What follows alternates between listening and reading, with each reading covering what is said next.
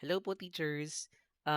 Available na po yung ating Science 8 Quarter 4, okay, na naka-align po sa ating matatag curriculum. So, ang ating pong Quarter 4 for Science 8 is Physics po.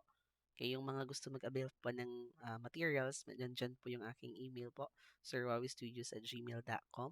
Okay, pwede niyo akong i-message diyan and para meron din po kayong full details about the different offers po. Meron pong nakalagay sa description itong video. Pwede niyo pong i-check doon yung mga gusto niyo pong i-avail na mga materials and inclusions po dito sa ating quarter 4. So gusto ko lamang po, ang aking goal po ngayon is to present yung mga PowerPoint presentation na nagawa ko. If it's aligned po or gusto niyo po yung mga PowerPoint, pwede po kayong mag-avail. So, let's check po. Unahin po muna natin yung lesson 1. So, sa ating lesson 1 po is about acceleration. Ito po yung PowerPoint ng acceleration. So, based po ito sa LE. Okay, marami din po diyan. Yung video po, may nakita ko yung isang video doon. Nakalagay din po sa folder. Hindi nyo na po kailangan i-download or hanapin pa. So, marami po ditong mga activities din, okay, mga interactive activities, like kung ano din po yung mga nandun sa ano natin. So, medyo mahaba lang po ito kasi 70 slides po ito. Nandito din po yung ating mga problem solving. And then, okay, so ito po, acceleration, week number 1. So, week number 2 naman po natin is about motion graph. LE-based din po ito. Yung motion graph is continuation po ito ng topic from grade 7. Okay, so medyo ito yung for me na-drain yung utak ko dito sa paggagawa nitong motion graph na to. So anyway, LA-based. Okay, ang lahing vocabulary, meron din po tayo dito. Okay, so ito po ay 113 slides. Sobrang dami po nitong topic week number 2. Okay, ang daming slides kasi sobrang haba din naman yung nasa ano natin sa LE. Okay, and then for week number 3, uniform circular motion po ang topic po natin. Medyo madali na po ito kasi ang dami ding madali lang siya ituro for me. Okay, kasi part naman talaga siya ng grade 8 even dun sa ating old curriculum. Okay, so ayan po. Ayan, so nandito din po yung ating mga problem solving. And then for week number 4, ito yung aking for isa-suggest for classroom observation.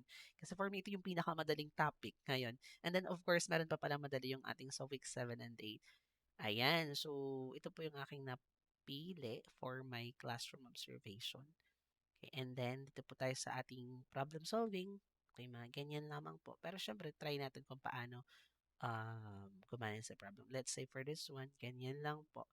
Okay, ayan. And then, meron pa ba tayo dito mga kung ano-ano. Ayan, pinakamadali at pinakamaikling topic.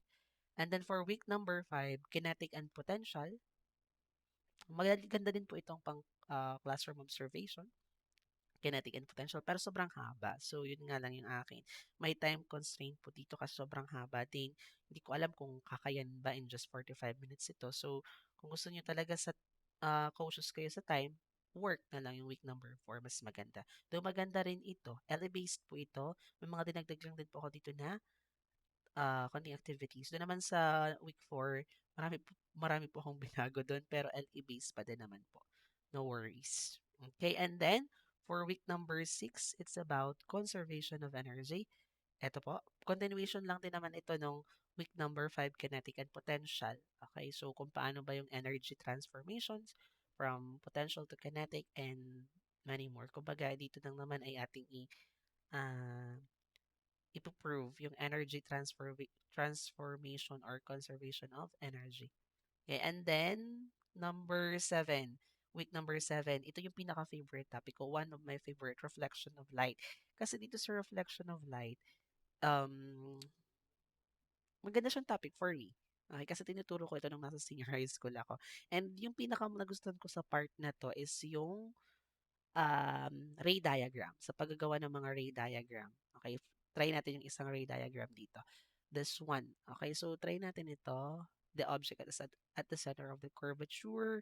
Okay, may mga steps din yan kung paano makikita yung mga images. Okay, interpretation. And of course, sa week number 8 po is refraction of light. Okay, favorite topic ko din po ito sa ngayong fourth quarter. Okay, ayan. So, favorite part ko din is yung ray diagram, okay, sa lenses, yung sa reflection kasi mirrors yun. So, ayan po. So, if you're interested po to avail po the PowerPoint presentation, hindi lang naman po ito yung mga materials na ino-offer ko. So, for a sort of explanation lamang po, dun sa tatlo yan lang yung option ulit. Sa option 1 po is PowerPoint lamang. Yung nandun, it's 240 pesos po kasi week 1 to 8 na. Kung gusto niyo namang isa-isa, kay kada PowerPoint presentation is 30 pesos each po. And then sa option 2 naman po, ang nandun lang po is yung PowerPoint, yung DLL, tsaka worksheets. 320 naman po yon. Kung gusto niyo namang isa-isang week, it's 40 pesos po each week. And then dun sa option 3 naman po, nandun po yung ating PowerPoint, TLL worksheets. Meron din pong free summative test each week po. And then may modules. And then kasama na din po doon yung ating prescribed na learning exemplar and learning activity sheets. Pero yung learning exemplar and learning activity sheets po natin is hindi ko po yun pinagbebenta. Yun po ay nilagay ko lang po sa option 3 for reference po. Okay? Hindi po yun kasama dun sa package. So anyway, thank you so much. If you're interested po, pwede po kayo mag-message dito po sa aking email. Thank you so much.